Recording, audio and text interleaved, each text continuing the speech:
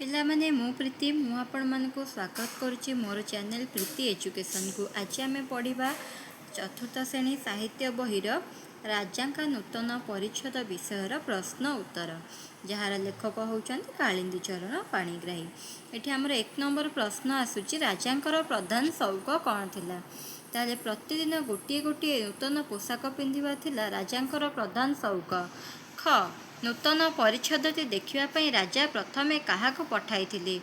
ଉତ୍ତର, ନୂତନ ପରିଚ୍ଛଦଟି ଦେଖିବା ପାଇଁ ରାଜା ପ୍ରଥମେ ପ୍ରଧାନମନ୍ତ୍ରୀକୁ ପଠାଇଥିଲେ। ଗ ପ୍ରଧାନମନ୍ତ୍ରୀ ନିଜର ଦୁର୍ବଳତା ଘୋଡ଼େଇ ଦେବାକୁ ଯାଇ ଶଠ 2 ଜଣଙ୍କୁ କ'ଣ କହିଥିଲେ? ପ୍ରଧାନମନ୍ତ୍ରୀ ନିଜର ଦୁର୍ବଳତା ଘୋଡ଼ାଇବାକୁ ଯାଇ ଶଠ 2 ଜଣଙ୍କୁ କ'ଣ କହିଥିଲେ? ପ୍ରଧାନମନ୍ତ୍ରୀ ନିଜର ଦୁର୍ବଳତା ଘୋଡ଼େଇ ଦେବାକୁ ଯାଇ ଶଠ 2 ଜଣଙ୍କୁ କହିଥିଲେ ଯେ ନିଶ୍ଚୟ ଏହା ଚମତ୍କାର ପୋଷାକ, ରାଜାଙ୍କ ଦେହକୁ ଏହା ଖୁବ୍ ମାନିବ। ଘ ପ୍ରଧାନ ବିଚାରପତି କାରିଗରଙ୍କ ନିକଟରୁ ଫେରିଆସି ରାଜାଙ୍କୁ କ'ଣ ଜଣାଇଥିଲେ? ପ୍ରଧାନ ବିଚାରପତି କାରିଗରଙ୍କ ନିକଟରୁ ଫେରିଆସି ରାଜାଙ୍କୁ ଜଣାଇଲେ, ମହାରାଜ, ଏହି କାରିଗର ଦୁହେଁ ଅସାଧାରଣ ଓ ଆଶ୍ଚର୍ଯ୍ୟଜନକ ପୋଷାକ ପ୍ରସ୍ତୁତ କରୁଛନ୍ତି। ନୂତନ ପରିଚ୍ଛଦଟି ପିନ୍ଧାଇବାକୁ ଆସି ରାଜାଙ୍କୁ ଭୃତ୍ୟ କ'ଣ କହିଲା? ନୂତନ ପରିଚ୍ଛଦଟି ପିନ୍ଧାଇବାକୁ ଆସି ଭୃତ୍ୟଟି କହିଲା ଯେ ମୁଁ ପଛକେ ବୋକା ଓ ଅଯୋଗ୍ୟ, କିନ୍ତୁ ଆପଣଙ୍କୁ ଖୁସି କରିବା ପାଇଁ ମୁଁ ମିଛ କହିପାରିବି ନାହିଁ। ଏହି ଥାଳିରେ କୌଣସି ବସ୍ତ୍ର ନାହିଁ। ସେମାନେ ମିଛୁଆ ଓ ଠକ ଥିଲେ, ଆମକୁ ଠକି ଅନେକ ଅର୍ଥ ନେଇ ପଳାଇଲେ। ତାପରେ ଆମେ ଦେଖିବା 2 ନମ୍ବର। ନୂଆ ନୂଆ ପୋଷାକ ପାଇଁ ପାଗଳ ହୋଇ ରାଜା ଦିନେ କ'ଣ ଘୋଷଣା କଲେ? ଏଇଟା ହେଉଛି 2 ନମ୍ବର କ। ଉତ୍ତର, ନୂଆ ନୂଆ ପୋଷାକ ପାଇଁ ପାଗଳ ହୋଇ ରାଜା ଦିନେ ଘୋଷଣା କଲେ ଯେ ଯେଉଁ କାରିଗର ତାଙ୍କ ପାଇଁ ସମ୍ପୂର୍ଣ୍ଣ ଏକ ନୂତନ ଧରଣର ପୋଷାକ ତିଆରି କରିପାରିବେ ତାକୁ ସେ 1,000 ସ୍ୱର୍ଣ୍ଣ ମୁଦ୍ରା ପୁରସ୍କାର ଦେବେ। ଖରେ ଆସୁଛି, ଅର୍ଥ ଲୋଭରେ ଶଠ ବ୍ୟକ୍ତି 2 ଜଣ ରାଜାଙ୍କୁ କ'ଣ କହିଲେ? ଅର୍ଥ ଲୋଭରେ ଶଠ ବ୍ୟକ୍ତି 2 ଜଣ ରାଜାଙ୍କୁ କହିଲେ, ମହାରାଜ, ଆମେ ସମ୍ପୂର୍ଣ୍ଣ ଏକ ନୂତନ ଧରଣର ପୋଷାକ ଆପଣଙ୍କ ନିମନ୍ତେ ପ୍ରସ୍ତୁତ କରିଦେବୁ। ଗ ଆସିଲା, ପ୍ରଧାନମନ୍ତ୍ରୀ ଚିନ୍ତାମଗ୍ନ ହୋଇପଡ଼ିଲେ କାହିଁକି? ଉତ୍ତର, ତନ୍ତଟିରେ କୌଣସି ବସ୍ତ୍ର ନଥିବାର ଦେଖି ପ୍ରଧାନମନ୍ତ୍ରୀ ଚିନ୍ତାମଗ୍ନ ହୋଇପଡ଼ିଲେ। ରାଜା କାହିଁକି ସାବାସ ସାବାସ କହିଲେ? ରାଜା ନିଜର ଲଜ୍ଜାକୁ ଘୋଡ଼ାଇବା ପାଇଁ ମିଛରେ ସାବାସ ସାବାସ କହିଲେ। ରାଜା ନିଜର ଭ୍ରମ ବୁଝିପାରିଲେ କିପରି? ଜନ୍ମଦିନ ସକାଳୁ ରାଜାଙ୍କ ଭୃତ୍ୟ ନୂତନ ପରିଚ୍ଛଦଟି ପିନ୍ଧାଇ ଦେବାକୁ ଆସି ଶୂନ୍ୟ ଥାଳିରେ ପ୍ରକୃତ ସତ୍ୟ ଘଟଣା ପ୍ରକାଶ କରିବାରୁ ରାଜା ନିଜର ଭ୍ରମ ବୁଝିପାରିଲେ। ତାପରେ 3 ନମ୍ବର। ନିମ୍ନଲିଖିତ ଉତ୍ତର ପାଇବା ପାଇଁ ପ୍ରଶ୍ନ ତିଆରି କରିବା। ତାହେଲେ କ ନିଜର ଆସନକୁ ଅଯୋଗ୍ୟ ବ୍ୟକ୍ତିର ଚକ୍ଷୁକୁ ସେ ବସ୍ତ୍ର ଆଦୌ ଦେଖାଯିବ ନାହିଁ। କାହାକୁ ସେ ବସ୍ତ୍ର ଆଦୌ ଦେଖାଯିବ ନାହିଁ? ଶଠ ବ୍ୟକ୍ତି ଦୁହେଁ ତନ୍ତ ପାଖରେ ବସି ବସ୍ତ୍ର ବୟନର ଛଳନା କଲେ। କେଉଁମାନେ ତନ୍ତ ପାଖରେ ବସି ବସ୍ତ୍ର ବୟନର ଛଳନା କଲେ? ରାଜାଙ୍କ ନିକଟକୁ ଆସି ମନ୍ତ୍ରୀ ସେହି କଥା ବର୍ଣ୍ଣନା କଲେ। ତାହେଲେ ରାଜାଙ୍କ ନିକଟକୁ ଆସି କିଏ ସେହି କଥା ବର୍ଣ୍ଣନା କଲେ? ଲୋକମାନେ ଅତି ମନୋରମ ବସ୍ତ୍ର ହୋଇଛି। କେଉଁମାନେ କହିଲେ ଅତି ମନୋରମ ବସ୍ତ୍ର ହୋଇଛି? ରାଜା ରାଜକାର୍ଯ୍ୟରେ ଅଧିକ ମନୋନିବେଶ କଲେ। ରାଜା କେଉଁ କାର୍ଯ୍ୟରେ ଅଧିକ ମନୋନିବେଶ କଲେ? ତାପରେ 4 ନମ୍ବର ଦେଇଛି ବାକ୍ୟ ଗଢ଼ିବା। ସଉକ ଲଗେଇକି ବାକ୍ୟ କରିବା।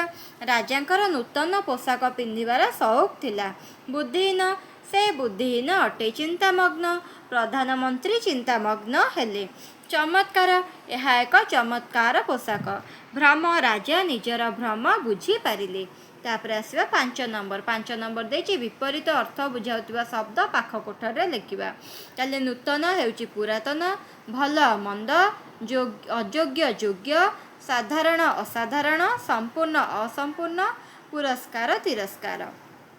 6 ପିଲାଙ୍କର ଅଙ୍କ କଷା ଚାଲିଥାଏ। ଏହାକୁ ଏମିତି ଲେଖିପାରିବା ଯେ ପିଲାମାନେ ଅଙ୍କ କଷୁଥାନ୍ତି। ସେହିପରି ତଳ ବାକ୍ୟ ଗୁଡ଼ିକ ଲେଖିବା। ମାଆଙ୍କର ଭାତ ରନ୍ଧା ଚାଲିଥାଏ। ମା ଭାତ ରାନ୍ଧୁଥାନ୍ତି। ଖ ପିଲାଙ୍କର ହସ୍ତାକ୍ଷର ଲେଖା ଚାଲିଥାଏ। ପିଲାମାନେ ହସ୍ତାକ୍ଷର ଲେଖୁଥାନ୍ତି। ଭାଇଙ୍କର ପାଠପଢ଼ା ଚାଲିଥାଏ। ଭାଇ ପାଠ ପଢ଼ୁଥାନ୍ତି। ଶ୍ରମିକମାନଙ୍କର ମାଟି ଖୋଳିବା ଚାଲିଥାଏ। ଶ୍ରମିକମାନେ ମାଟି ଖୋଳୁଥାନ୍ତି। ତାହେଲେ ଦେଇଛି ଏଠି ଗୋଟେ ଅନୁଚ୍ଛେଦ ଦେଇଛି, ତାର ଦେହରୁ ଆମେ ବିଶେଷ୍ୟ ପଦ ଗୁଡ଼ିକୁ ବାଛିବା। ରାଜା ଭାବିଲେ ଏହା ନିଶ୍ଚୟ ଏକ ଅଦ୍ଭୁତ ପରିଚ୍ଛେଦ ହେବ। ସେ କାରିଗର 2 ଜଣଙ୍କୁ ପଚାରିଲେ, ଏପରି ଏକ ପରିଚ୍ଛେଦ ତିଆରି କରିବାରେ କେତେ ଅର୍ଥ ଖର୍ଚ୍ଚ ହେବ? ତାହେଲେ ଏଠି ବିଶେଷ୍ୟ ପଦ ଗୁଡ଼ିକ ହେଉଛି ରାଜା, ପରିଚ୍ଛେଦ, କାରିଗର ଆଉ ଅର୍ଥ। 8 ନମ୍ବର ଦେଇଛି ଭିନ୍ନ ଭିନ୍ନ 2ଟି ଏକାଭଳି ଶବ୍ଦ ଦେଇଛି, ସମଚାରଣ ଶବ୍ଦ। ତାହେଲେ ଆମେ ତାର ଭିନ୍ନ ଅର୍ଥ ସବୁ ଲେଖିବା। ଏଠି ଦେଇଛି ବଳି ଆଉ ବଳି, ବଳି ଲରେ ହର୍ଷେଇକାର ଲାଗିଛି, ଆଉ ଗୋଟେ ଲରେ ଦୀର୍ଘଇକାର ଲାଗିଛି। ତାହେଲେ ବଳି ଅର୍ଥ ହେଉଛି ତ୍ୟାଗ, ଆଉ ଗୋଟେ ବଳି ଅର୍ଥ ହେଉଛି ଶକ୍ତିଶାଳୀ ବା ବଳୁଆ।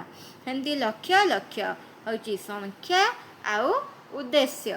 ପରିଚ୍ଛଦ ହେଉଛି ପୋଷାକ, ପରିଚ୍ଛେଦ ହେଉଛି ଅଧ୍ୟାୟ।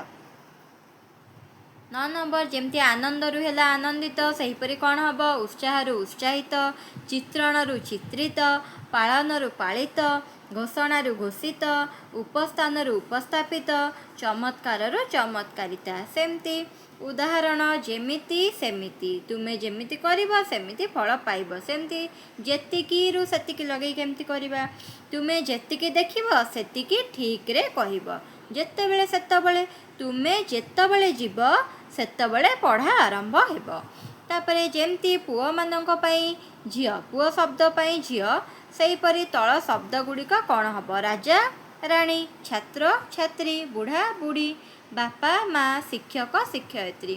ତଳେ 2ଟି ବାକ୍ସରେ କେତେ ଗୁଡ଼ିଏ ଶବ୍ଦ ରଖାଯାଇଛି, ସେଗୁଡ଼ିକର ପରସ୍ପର ସହିତ ସମ୍ବନ୍ଧ ରହିଛି। ଆସ ସେହି ସମ୍ବନ୍ଧ ଗୁଡ଼ିକୁ ଏକାଠି ଯୋଡ଼ି କରି ଲେଖିବା। ନୂତନ, ପରିଚ୍ଛଦ, ସ୍ୱର୍ଣ୍ଣ, ଜରି, ଶୂନ୍ୟ, ତନ୍ତ, ଭଲ, ଶାସନ, ରେଶମ, ସୂତା, ବିଚିତ୍ର, ଗୁଣ। ତାପରେ ଆସିଲା 13 ନମ୍ବର। 13 ନମ୍ବର ଦେଇଛି ରାଜାଙ୍କ ମନରେ କ୍ରମେ ଆଗ୍ରହ ବଢ଼ିଲା। ଏହାକୁ କିପରି ଲେଖାଯାଇପାରିବ?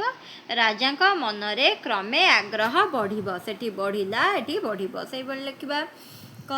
ଲୋକଟି ଅଙ୍ଗୁଳି ନିର୍ଦ୍ଦେଶ କରି କହିଲା, ଲୋକଟି ଅଙ୍ଗୁଳି ନିର୍ଦ୍ଦେଶ କରି କହିବ। ମନ୍ତ୍ରୀ ଫେରିଆସି ସେହି କଥା ବର୍ଣ୍ଣନା କଲେ, ମନ୍ତ୍ରୀ ଫେରିଆସି ସେହି କଥା ବର୍ଣ୍ଣନା କରିବେ। ରାଜା ତାହା ଦେଖି ବିଚାର କଲେ, ରାଜା ତାହା ଦେଖି ବିଚାର କରିବେ। ଶଠ ବ୍ୟକ୍ତି 2 ଜଣ ପୁରସ୍କାର ନେଇ ଚାଲିଗଲେ, ଶଠ ବ୍ୟକ୍ତି 2 ଜଣ ପୁରସ୍କାର ନେଇ ଚାଲିଯିବେ।